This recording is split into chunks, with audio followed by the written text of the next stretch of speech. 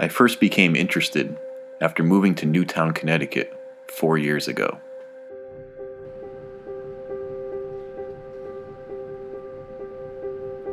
When you visit this boarded-up former mental asylum, you can see how people's imaginations can run wild.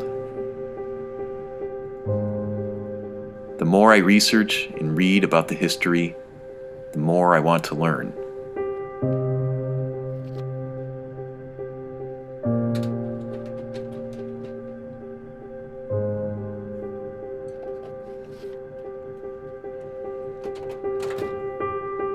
What kind of people lived there?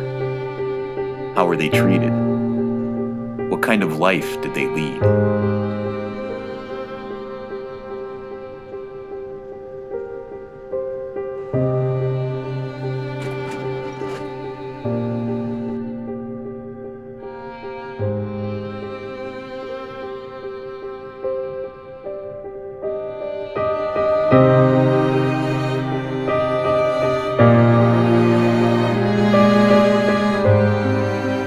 Fairfield Hills State Hospital was a state-run psychiatric hospital located on over 650 acres of land in Newtown, Connecticut.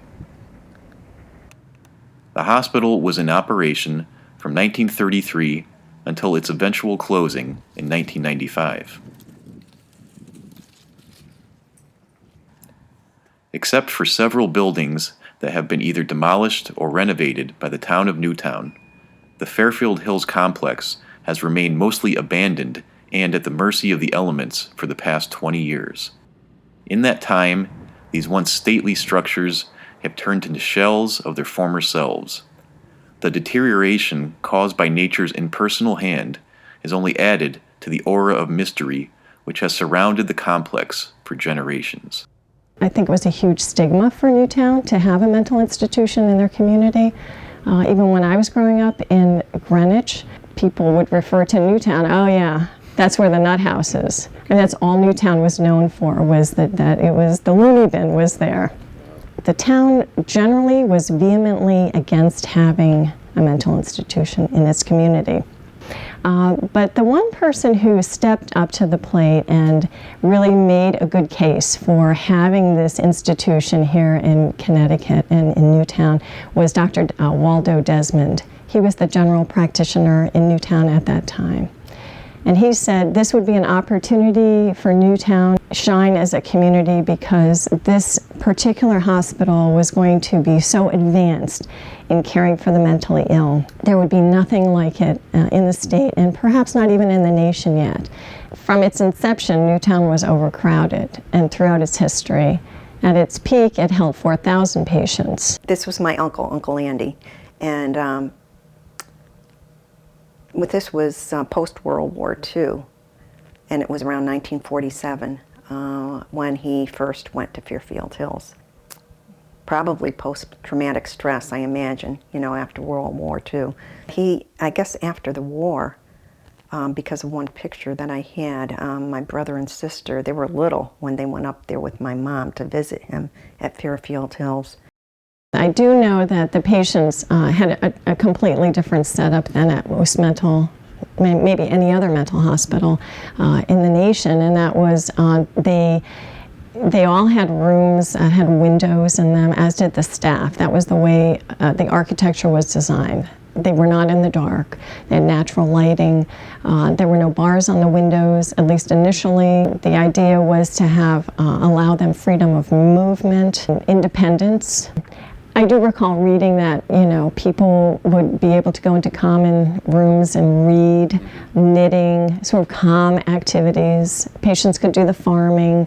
They also assisted in maintenance tasks and nursing services. They helped with that. And I did read that there was a baseball team at Fairfield Hills. And he got very good care there. That's what I remember. And I think that's the important thing. That's what we need right now in our societies, is a hospital like that. The idea of Fairfield Hills was that it was supposed to be cutting edge and the newest treatments. And they had hydroelectric therapy, electric shock therapy, psychosurgery. And then in 1955 is when they came up with the first antipsychotic drug that was effective. and that was commonly known as Thorazine. And that really changed the whole nature of treating the mentally ill in the nation. That's when the concept of deinstitutionalization first began.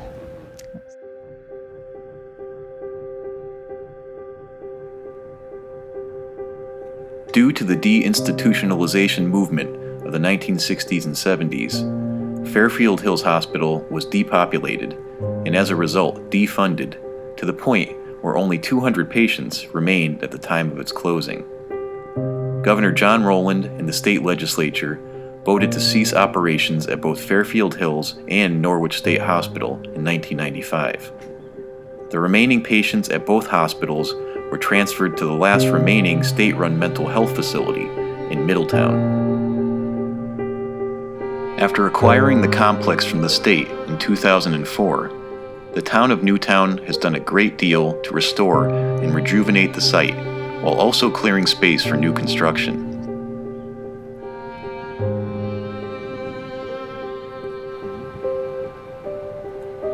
However, despite the best intentions of the town, a feeling of uncertainty still hangs over the grounds.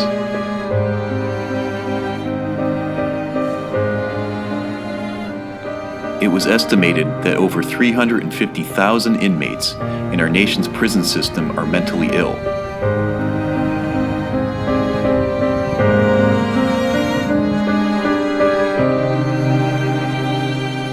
Now that 20 years have passed, we have to ask ourselves, did we make the right choice in closing Fairfield Hills?